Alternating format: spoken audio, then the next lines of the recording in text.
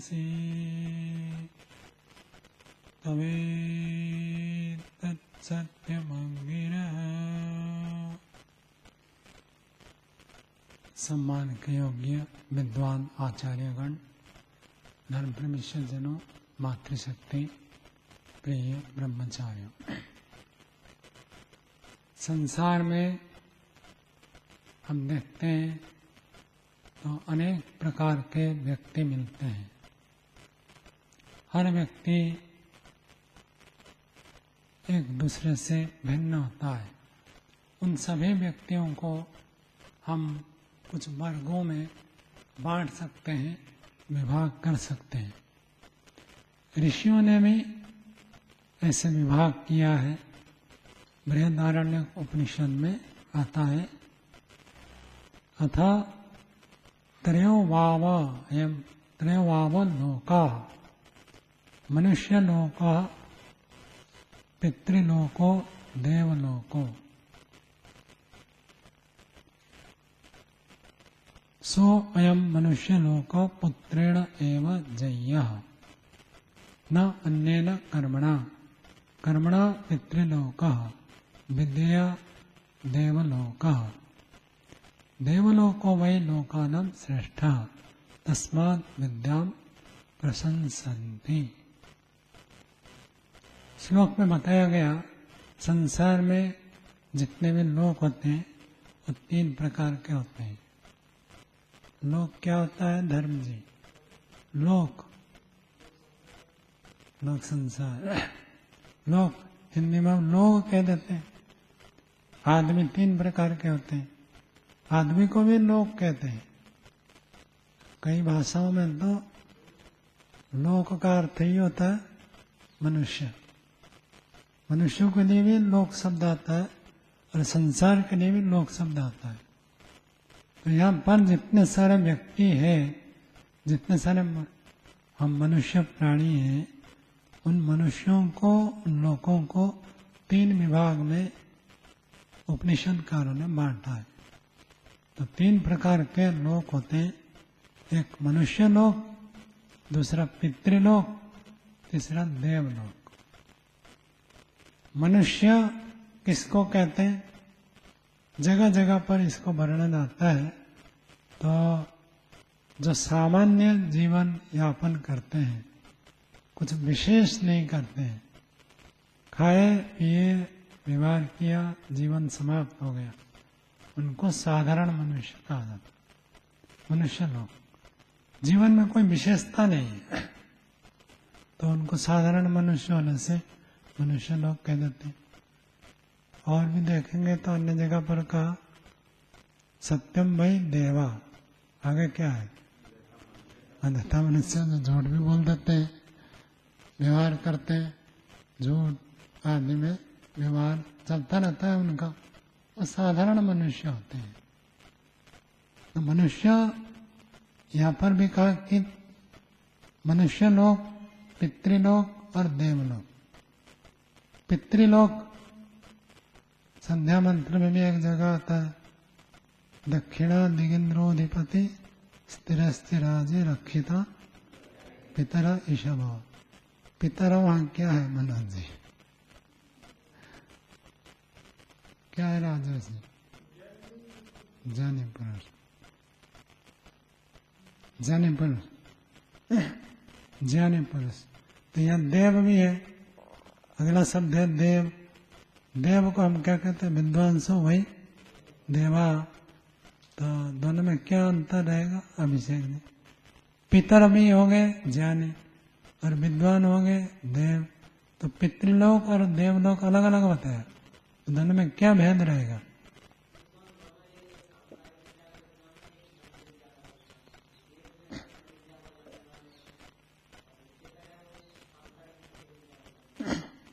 तो इन्होंने कहा कि पितृ का अर्थ जो भौतिक विद्याओं को जानते हैं वो पितृ वर्ग में आते हैं, पितृलोक में आते हैं।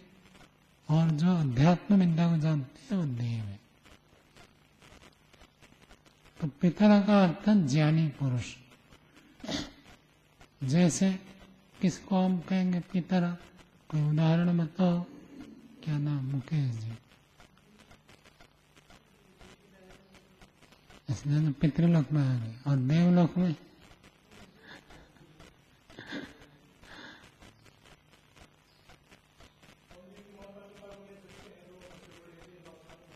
यहाँ अलग अर्थ है। माता पिता तो है, लेकिन माता पिता यदि विशेष करते हैं तो ये समाज की दृष्टि से देखें ना, संसार में जितने प्रकार के लोग होते हैं उनका विभाग करने, एक मनुष्य लोग, पितृलोक, देवलोक।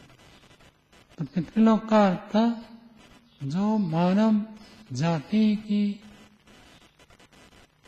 उन्नति के लिए कुछ विशेष अवदान करते हैं उनको पितृलोक कहते हैं। वैज्ञानिक हो गए, जितने भी खगोल भूगोल किसी भी विषय में विशेष अवदान करते हैं। ये घड़ी हमारे सामने है, अब घड़ी नहीं होती तो क्या स्थिति होती हमारी, बताओ। पहले लोग कैसे करते थे, जैसे हमने सुना सूर्यास्त हो गया तो बस सो गए, और जब उठते थे कैसे, महावास्य में आया बताओ, मुर्गा बने तब उठते हैं, मुर्गा बने तो पता चल जाता है इतना समय हो गया। तो ऐसे ऐसे, और तारों को देखते थे। तो जिसने घड़ी ऐसे साधारण रूप से सीधा ऐसे डिजिटल घड़ी तो आई नहीं, पहले तो डिजिटल घड़ी नहीं थे, सुई वाली थी। उससे पहले ऐसे धीरे धीरे परिवर्तन होकर यहाँ तक आए। तो जो अपने बुद्धि को, विचार को विशेष प्रयोजन के लिए उपयोग करते हैं, केवल अपने सुख सुविधा के लिए नहीं, मानव जाति के लिए कुछ करने के, जिनके अंदर भावना होती है, जो उसके लिए पुरुषार्थ करते हैं, तो उनको हम पितृलोक कहते हैं। किसी भी क्षेत्र में हो, सुबह आप उठे, मुंह धोए, नल को खोल दिया, आपको कह दो तो नल बना देंगे क्या? क्यों सत्यदेव जी, नल बना सकते हैं, टूटी नहीं बना सकते हैं। तो उसको जिसने सोचा, विचार किया, निर्माण किया, कितना पुरुषार्थ किया होगा। और एक बार बनने के बाद फिर और परिवर्तन होता है, और बढ़िया कैसे हो सकता है। हर विषय में, हर विभाग में लोग लगे रहते हैं और कैसे बढ़िया हो, वो सब पितृलोक है। ज्ञानी पुरुष है जो अपने जीवन को मानव जाति की सुविधाओं के लिए, सुख के लिए, उन्नति के लिए प्रयोग करते हैं, वो सब पितृलोक है। समझ में आया? पितृलोक ऐसे, यहाँ पर ऐसे विभाग किया है। अब देखो लाइट जल रही है, और लाइट ऐसे एकाएक तो बन नहीं गया, उसको बनाने में कितना सोचा होगा व्यक्ति ने, कैसे कैसे परिवर्तन, और धीरे धीरे बदलता ही रहता। पहले जब होते बड़े बड़े बल्ब लगाते थे, 1000 वाट का, एकदम गर्म हो जाता था, तार भी जल जाता था उसके आसपास। हेलोजन बना दिया, ट्यूबलाइट बनाए, अब एलईडी आ गया, तो बदलते रहते हैं। ऐसे हम तो बाजार गए, पैसा देकर खरीद लिए, लेकिन इतने मात्र से नहीं होता, उसका मूल्य नहीं चुका गया। उसके लिए जिसने जीवन लगाया उसका विशेष अवदान है। वैसे व्यक्ति को कहते पितर है, वो ज्ञानी लोग है, वो पितृ पुरुष है। संसार में एक ऊंचे स्तर पर है, जैसे हमारे पिता माता जीवन में हमसे ऊंचे हैं, आगे हैं, उनके कारण हमारा अस्तित्व है। माता पिता ने कुछ भी ना दिया हो, लेकिन हमारा अस्तित्व को तो उन्होंने प्रस्तुत किया, तो उनके बिना हमारा अस्तित्व नहीं होता। तो जैसे वो पितृलोक है, हमारे अस्तित्व को प्रकट करते हैं, ऐसे ही संसार में जो जाने पुरुष मानव जाति की सुख सुविधाओं, सुख, उन्नति के लिए जीवन समर्पित करते हैं, उनको हम कहते हैं ये पितृपुरुष है। बहुत पुरुषार्थ करते हैं, एक एक जगह देखेंगे आपको पुरुष। किसान को किसमें मानेंगे? अजय जी किसान, और मनुष्य लोक में आएगा, पितृलोक में आएगा? पितृलोक में आएगा। क्यों आकाश जी किसमें आएगा? पितृलोक में आना चाहिए। वैष्णव जी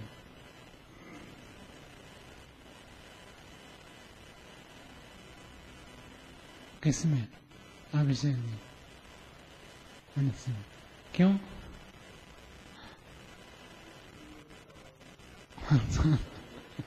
इन्होंने ये पकड़ लिया कि किसान तो कोई झूठ भी बोल लेता है, तो झूठ बोलने वाला तो मनुष्य होता है। उसको हम ऐसे देखेंगे, यदि सामान्य खेती करता है, फसल पैदा कर दिया, बस काम पूरा हो गया, तो मनुष्य में आएगा।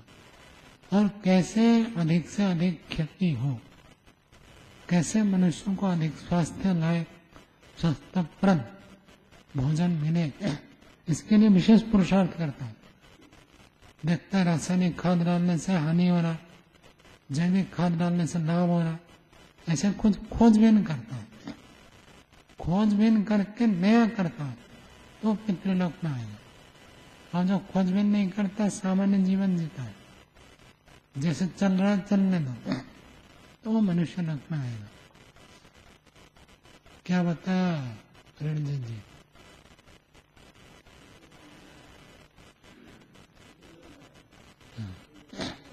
खोजबीन करके कुछ नया करने के लिए प्रयत्न करता है, उसके लिए पुरुषार्थ करता है, उसके लिए समय लगाता है, उसके लिए शक्ति लगाता है, वो व्यक्ति आएगा पितृलोक। और जो कोई विशेष पुरुषार्थ नहीं करता, सामान्य रोजमर्रा जिंदगी जीवन जैसे चल रहा है, तो मनुष्य लोक में आएगा। आप किस में आएंगे? मनुष्य में या पितृ में? और एक कैटेगरी है आगे, मनुष्य लोक, पितृलोक, आगे का देवलोक। देव किसको कहते हैं? देव विद्वानों को कहते हैं। विद्वान हर व्यक्ति अपने अपने विषय में विद्वान है, जो विशेष पुरुषार्थ करते हैं। तो फिजिक्स में है तो फिजिक्स का अलग विद्वान होता है, केमिस्ट्री का अलग विद्वान होता है। सब विद्वान अपने अपने विषय में होते ही हैं, जो विशेष होते हैं। साधारण मनुष्यों को छोड़कर जो विशेष होते हैं, वो अपने अपने विषय में विद्वान होते हैं। विद्वान के एक परिभाषा तो आपको बताया, विद्वान सो हो भाई देवा। और एक परिभाषा उपनिषद में आता है, परोक्ष प्रिय ही देवा प्रत्यक्ष दुषा। उपनिषद में ब्राह्मण ग्रंथ में आता है, परोक्ष प्रिय ही देवा। क्या अर्थ है? राजसी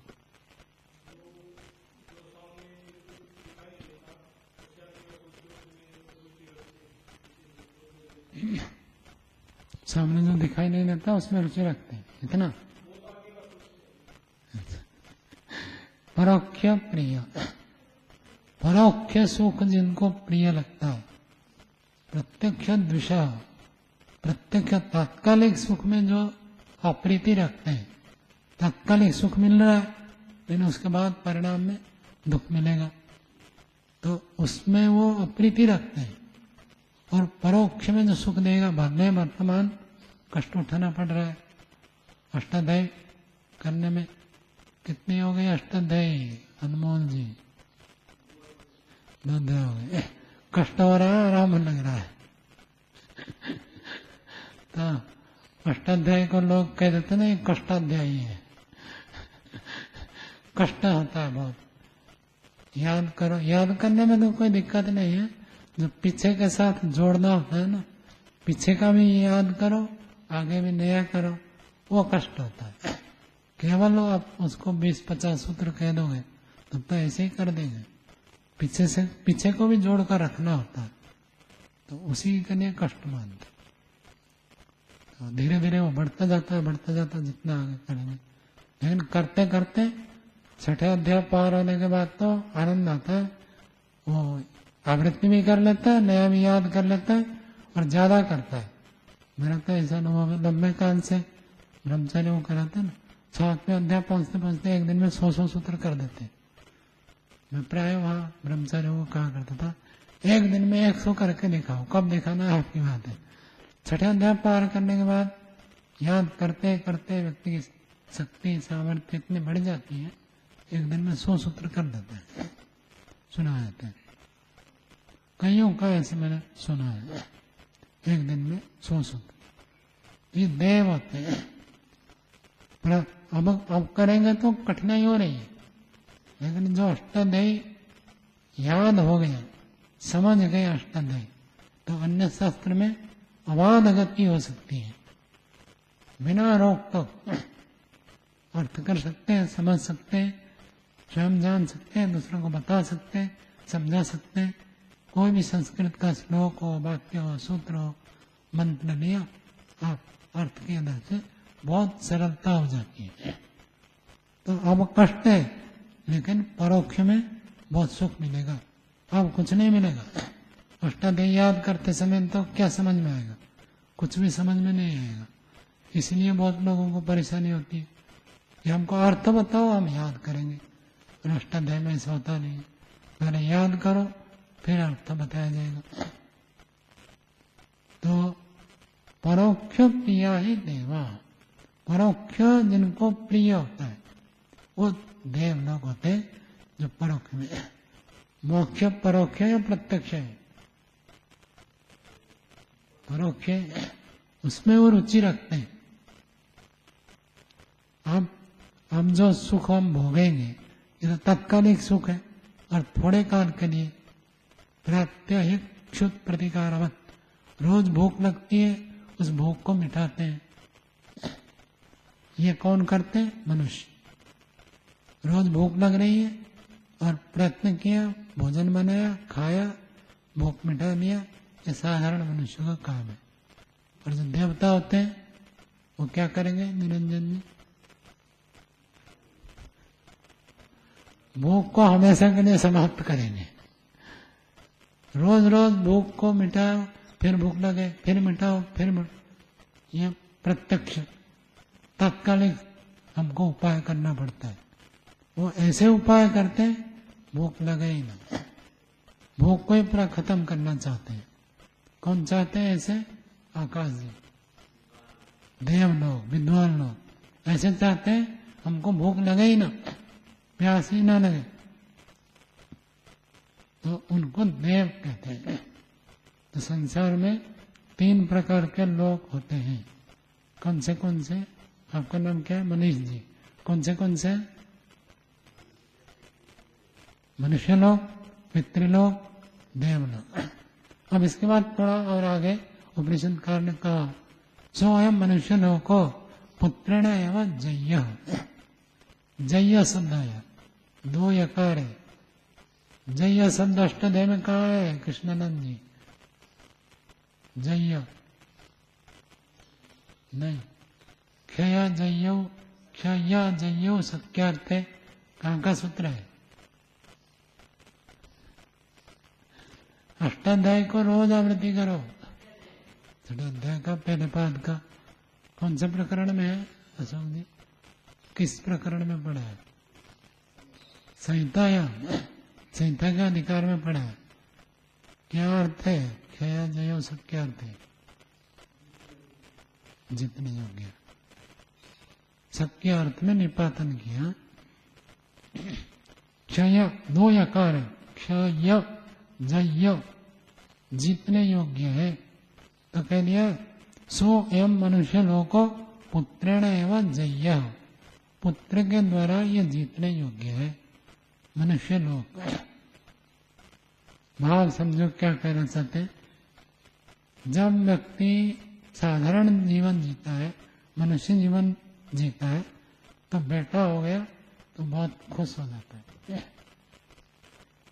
व्याकरण में कहते हैं ना, अर्धमात्र लाघवे ना पुत्र उत्सव मनते। तो पुत्र उत्सव, पुत्र उत्पन्न हो जाए तो बड़ा खुश हो जाता है। इसलिए पुत्र का एक नाम क्या है? नंदन। नंदन आनंदित कर देता है। बेटा को देखते ही व्यक्ति खुश हो जाता है, उतने में ही वो तृप्त हो जाता है, बस हो गया काम पूरा। पुत्र की एक व्युत्पत्ति आप लोगों ने सुना होगा, पुंगनाम नरका त्रयते पुत्र, ये सुना होगा आपने। बृहदारण्यक उपनिषद में थोड़ा अलग दिया है। तो उन्होंने कहा कि पिता में जो कमी रह जाए उस छिद्र को जो पूर्ण करता है, पूरयित्वा त्रायते इति पुत्र, बाप में कुछ कमी रह गई तो उसको पूर्ति करके जो बाप की रक्षा करता है उसका नाम है पुत्र। कल्पना करो बाप ने उधार लिया है, कर्जा हो गया, तो बेटे का कर्तव्य है तो बाप की कमी को पूरा कर दे, चुका दे। तो ऐसे जो पिता की रक्षा करता है उसके कमी को, न्यूनता को, अभाव को पूर्ण करके रक्षा करता है, उसका नाम है पुत्र। ऐसे बृहदारण्यक में परिभाषा दी है। तो कहते हैं सो अयम मनुष्यों को पुत्रण एवं जय, जो साधारण जीवन जीते हैं, बेटे की नौकरी लग गई तो क्या सोचते हैं, बस कृतकृत्य हो गए, जीवन सफल हो गया, और क्या करना है, खाना पीना सब कुछ मिल गया, रहने को मिल गया, कोई समस्या नहीं है, बेटा को हमने रोजगार के लायक बना दिया, पैसा कमाने में योग्य हो गया, और बचा क्या, तो उतने में ही वो तृप्त हो जाता है। तो कहते हैं सो अयम मनुष्य लोको पुत्रेण एवं जय, वो जो मनुष्य लोक है पुत्र के द्वारा जीतने योग्य है। इसको आप ऐसे भी समझ सकते हैं, जो साधारण मनुष्य जीवन जीते हैं, पुत्र के बाद वो सोचते हैं बुढ़ापा आएगी तो पुत्र सेवा कर देगा, मेरी सुरक्षा हो गई, जीवन को मैंने जीत लिया, और जितने योग्य कुछ रहा नहीं, इसी को ही वो मानते कि पूरा हो गया। तो साधारण मनुष्यों के लिए इतना ही उनको तृप्त कर देता है, आश्वस्त कर देता है, कृतकृत्य अनुभव करा देता है। और कहते न अन्य न कर्मण, उनको और ज्यादा सोचना नहीं होता। मेरा बेटे को रोजगार मिल गया, पैसा कमाने लायक हो गया, वो ठीक से जी रहा है, बस, और कोई कर्म उसके लिए नहीं है। किसके लिए ये बात कही जा रही है, साधारण मनुष्य के लिए। दूसरा का कर्मणा पितृलोक, कर्म के द्वारा पितृलोक अन्वय हो जाएगा, अनुवृत्ति आएगी। अष्टाध्याय पढ़ेंगे तो ये अनुवृत्ति बहुत समझ में आ जाता है। सोयम मनुष्य लोको पुत्रेण एवं जय न अन्य न कर्मणा। इसके बाद इतना ही लिखा है कर्मणा पितृलोको, कैसा अन्वय बनेगा, सोयम पितृलोक कर्मणा एवं जय न अन्य न, ये अनुवृत्ति आ जाएगी उसमें। लेकिन पितृलोक जो है वो कैसे जीतने होंगे, तो कर्म करे। जितने वैज्ञानिक के खोज में लगे रहते, दिन भर कर्म करते, उपासना नहीं करेंगे, ईश्वर का ध्यान आदि कोई अपवाद में कोई वैज्ञानिक करता हो तो अलग बात है, नहीं तो उनको तो फुर्सत ही नहीं है, समय मिला उसमें लग गए। तो कर्म करते करते जीवन भर कर्म करेंगे। किसके लिए कर्म करते हैं, किसके लिए, ज्ञान प्रकाश जी, पितृलोक, मनुष्य समाज की उन्नति के लिए, दूसरों का कैसे भला हो, दूसरों का कैसे कल्याण हो, दूसरों को कैसे अधिक से अधिक सुख मिले, उसी के लिए पूरा जीवन लगा देते। बहुत सारे समाज सेवी परोपकारी आपको देखने को मिलेंगे। और हर संस्था तब चलती है जब कोई वहाँ पितृपुरुष होता है, जो अपने जीवन को संस्था की उन्नति के लिए खपाता है, लगाता है, तब संस्थाएं चलती है, आगे बढ़ती है। यदि ऐसे व्यक्ति न हो तो संस्था नहीं चलती, आगे नहीं बढ़ती है। अपना सुख चैन आराम देखता है तो वो व्यक्ति संस्था को नहीं चला सकता। जो अपना सुख चैन आराम को छोड़कर दूसरों के भला के लिए, दूसरों के कल्याण के लिए दिन रात पुरुषार्थ करता है, वही व्यक्ति पितृलोक में आता है, वही ज्ञानी पुरुष से और नमस्य है, नमस्कार के योग्य है, क्योंकि वो सारा कर्म मानव जाति की उन्नति के लिए समय लगाती है। तो पितृलोक कर्मणा एवं जयः, पितृलोक को प्राप्त करना तो क्या करना पड़ेगा? कर्म करो। सुबह से शाम तक आप कर्म करते रहो। ऐसे कोई भी व्यक्ति नहीं होगा जिसकी आप सेवा करें और वो खुश ना हो। सेवा करने से तो मेवा मिलता ही है। तो किसी भी व्यक्ति हो, चाहे गुरुजन हो, आचार्य हो, माता हो, पिता हो, कोई भी व्यक्ति हो, आप कर्म करो, उनकी सेवा करो, वो जरूर खुश हो जाएंगे।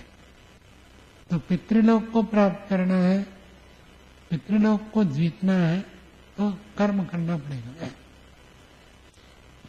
वेद मंत्र में आता, इच्छन्ति देवाः सुनवंतम न स्वप्नाय प्रियन्ति। आलसी व्यक्ति को देवता लोग नहीं चाहते, देवता लोग भी पुरुषार्थी को चाहते। तो जो जितना पुरुषार्थी करता है, समाज सेवा परोपकार में जो लगा हुआ है, वो पितृलोक को जीत लेता है, वो पितर के रूप में प्रसिद्ध होता है, जीत जाता है। और का विद्या देवलोक, वही जुड़ेगा, विद्या देवलोक जयः। विद्या के द्वारा देवलोक को जीत सकते हैं। देवता बनना है तो क्या करना पड़ेगा? ज्ञान प्रकाश जी, कर्म करेंगे तो पितृलोक में जाओगे। क्या होगा धर्म जी? विद्या विद्या देवलोक, विद्या के द्वारा देवलोक को जीत सकते हैं। विद्या है तो देवलोक को जीतेंगे, विद्या नहीं है तो देवलोक को जीत नहीं सकते। विद्या देवलोक, इसलिए विद्या अध्ययन करते हैं। समझ में आ रहा? विद्या अध्ययन करने का मुख्य उद्देश्य वो मनुष्य से देवत्व को प्राप्त कराता है। जो विद्या अध्ययन करता है वो साधारण मनुष्य में नहीं रहेगा, वो पितर में भी नहीं रहेगा, वो देवता बन जाएगा। विद्या देवलोक, विद्या जैसे पहले ही इन्होंने बताया था कि पराविद्या और अपराविद्या दोनों विद्याएं होती है। अपराविद्या भी आवश्यक है, लेकिन अपराविद्या के साथ साथ जब हम पराविद्या को लेते हैं वो हमको देवत्व में पहुंचा देता है। तो सबसे मुख्य जो आधार हो गया वो विद्या है। विद्या नहीं है तो आप पितृलोक में बैठे रहेंगे, और वो भी नहीं है, कर्म करेंगे, पुरुषार्थ करेंगे तो पितृलोक में बैठे रहेंगे, और कर्म भी नहीं करेंगे, अन्यों का उपकार नहीं करेंगे, परोपकार में समय नहीं लगाएंगे, तो किस में रहेंगे? साधारण मनुष्य, कीड़े मकोड़े जैसे पैदा होते हैं, मर गए, वैसे जीवन चला जाएगा। विशेष बनना है, कर्म करो, और विशेष बनना है तो विद्या प्राप्त करो। उपनिषदकार ने आगे चलकर कह दिया, देवलोको वही लोकानाम श्रेष्ठ।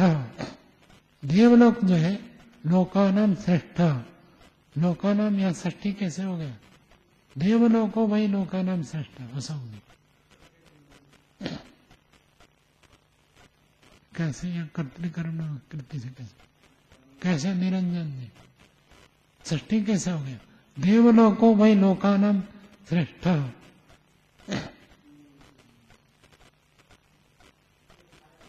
निर्धारण में षष्ठी है। जितने सारे लोक हैं उन लोकों में से कौन सा लोक श्रेष्ठ है? देवलोक। 3 लोक बता दिया, मनुष्य लोक, पितृलोक, देवलोक। इन तीनों लोक में देवलोक का श्रेष्ठ। तस्मात् विद्याम प्रशंसते। तस्मात् क्या अर्थ है अनमोल जी? तस्मात्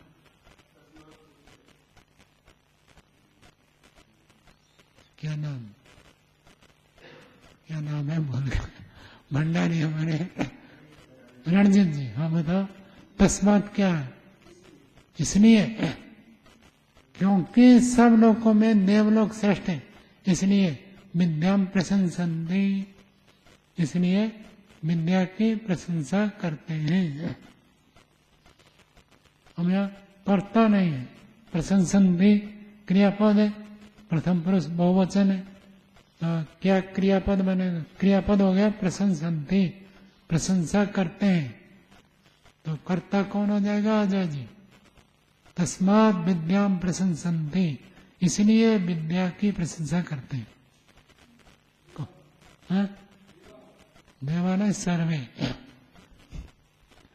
सर्वे विद्याम प्रशंसन्ति, सब विद्या की प्रशंसा करते हैं।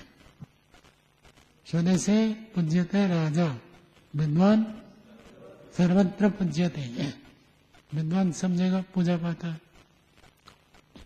विद्या है तो देखो लोग कितना आपको पूछेंगे, और विद्या नहीं है तो नहीं पूछेंगे। विद्या की प्रशंसा, समाज से भी परोपकारी व्यक्ति भी विद्वानों को पूछते हैं, विद्वान आए तो उनका सत्कार करते हैं। और अब देखेंगे दो प्रकार के लोग प्रचार करते हैं, एक तो खुद विद्वान, जो खुद विद्वान नहीं है लेकिन वो काम करते हैं, संस्था चलाते हैं, आयोजन करते हैं, दूसरे विद्वानों को बुलाकर प्रचार करते हैं। तो विद्वानों को तो पितृ लोग भी प्रशंसा करते हैं, विद्वानों के मनुष्य लोग भी प्रशंसा करते हैं। तस्मात् विद्याम प्रशंसन्ति, क्योंकि विद्या सबसे श्रेष्ठ है, इसलिए विद्या की सब प्रशंसा करते हैं। समय हो गया, ये रखते हैं।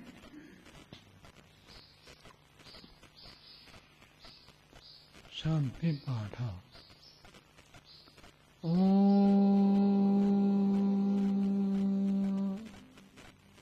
द्यौः शान्तिरन्तरिक्षं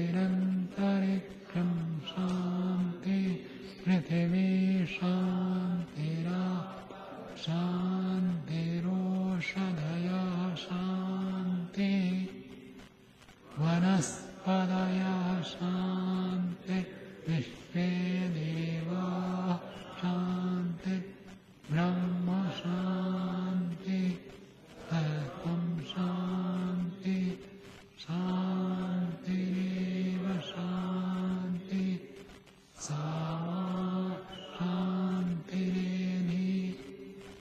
ॐ शान्ति शान्ति शान्ति। सर्वेभ्यो नमः। सबको